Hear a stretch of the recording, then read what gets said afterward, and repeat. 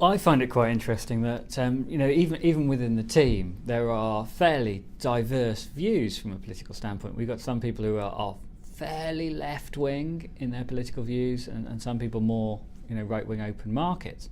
But actually, this idea of individuals owning their own data speaks to both, because from a sort of socialist perspective, it's value in use, value for the individual, value for the the means of production is digital, and actually the individual should hold their data, which is the asset within this case.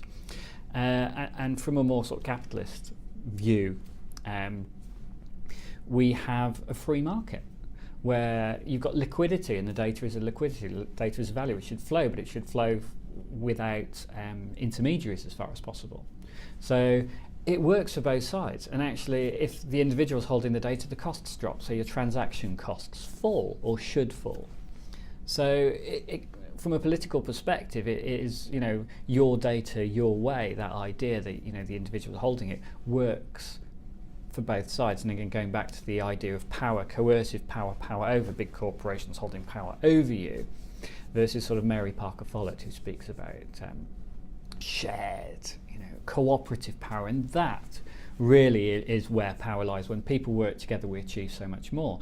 And that's very much the ethos, what's, from a political perspective, what sits behind the hat.